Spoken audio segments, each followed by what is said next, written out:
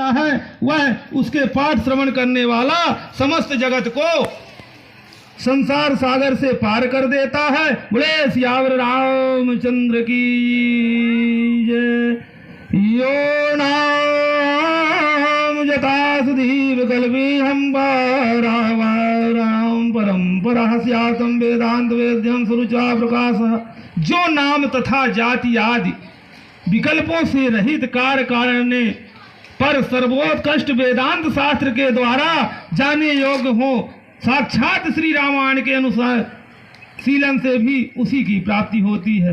ऊर्जे माघे सिते पक्षे चैत्रे चाद्विज सत्मः नवः खलु श्रोतव्यम रामायण कथामृतम्। हे विप्रवरों, हे ब्राह्मणों, कार्तिक माघ और चैत्र मास के शुक्ल पक्षों में 9 दिनों में श्री रामायण की अमृतमयी कथा का श्रवण कर। माने ये कथा के विधान बता रहे हैं कि का कैसा विधान है कि कथा का कैसा श्रवण कींजा उखर नियमानुसार। इत्येव शृणुयाद्यस्तु श्री रामचंद्रितं शुभम सर्वान् काममाप्नोति परत्रामोद जान। जो इस प्रकार श्री रामचंद्र जी के मंगलमय चरित्र का श्रवण करता है वह इस लोक और परलोक दोनों में अपनी समस्त उत्तम कामनाओं को प्राप्त कर लेता है। कहने का मतलब इस काव्य में भगवान के गुणानुवादों में इतनी ताकत है कि जो इनके गुणगान का श्रवण करेगा वो इस लोक और परलोक दोनों में ही उत्तम फल प्राप्त कर लेता है। चैत्रे माघे कार्तिके चाशिते पथ्ये जवाचेत नवातु महापुण्यम श्रोतव्यम चाओ प्रयत्नतः रामायण मादिकाव्यम स्वर्गमोक्ष प्रदायकम तस्मात् घोरे कलियुग सर्वधर्म बहिष्कृते नव विद्यान श्रोतव्यम रामायणम कथा। रामायण आदि काव्य यह स्वर्ग और मोक्ष देने वाला है। इसकी यह विशेषता है कि ये स्वर्ग और मोक्ष दोनों प्रदान करता है।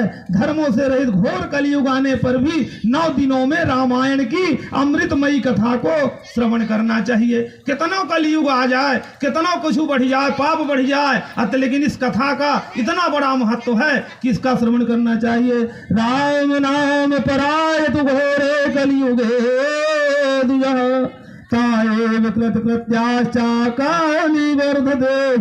ब्राह्मणों, सूत जी कहते हैं जो लोग भयंकर कलिकाल में श्री राम नाम का आश्रय लेते हैं, घोर परिस्थिति में श्री राम नाम का आश्रय लेते हैं, वही कृतार्थ होते हैं। कलयुग उन्हें कोई बाधा नहीं पहुंचाता। जिस व्यक्ति के हृदय में राम का नाम का जाप है उसे कोई भी बाधा नहीं पहुंचा सकता है। ऐसा जो है तो बताते हैं कथा रामायणस्यापि नित्यं भवति यद्गृहे तद्गृहं तीर्थरूपं हि दुष्टानां पाप। जिस घर में प्रतिदिन, और कहते हैं कि सुनो ब्राह्मणों, जिस घर में प्रतिदिन रामायण की कथा होती हो वह तीर्थ रूप हो जाता। जहाँ राम का नाम लिया जा रहा हो, जिस घर में भगवान का पूजन होता हो, जहाँ रामायण का पाठ होता हो, वो घर स्वर्ग की भांति हो जाता। वहां से दुष्टों के पापों का नाश हो जाता है। तावत्मान देहे अस्मिन् निवसन्ति तपोधना यावन्त श्रूयते साकं श्री रामायणं नर। दुर्लभेव कथा लोके श्रीमद् रामायणोद्भवा कोटि जन्म शमोत्थेनं पुण्येन दुर्लभते। संसार में श्री रामायण की कथा परम दुर्लभ है। जब करोड़ों जन्मों के पुण्यों का उदय होता है तभी उसकी प्राप्ति होती है। अभी जैसा हमने कहा कि यह करोड़ों जन्मों के जब पुण्य एकत्रित होते हैं और उदय होते हैं वहां भगवान का वास होता है और इस कथा को श्रवण करने का फल मिलता है। ऊर्जे माघे सिते पक्षे चैत्रे चा द्विज सत्तमः यश श्रवण मात्रेणि सदा सोऽपि विमोचितः। श्रेष्ठ ब्राह्मणों, कार्तिक माघ और चैत्र के शुक्ल पक्ष में रामायण के श्रवण मात्र से सौभाग्य के सौदास श्री साहब मुक्त हो गए थे। गौतम सावतः प्राप्त सौदासो राक्षसीं तनुं रामायण प्रभावेण विमुक्ति प्राप्तवान् पुनः।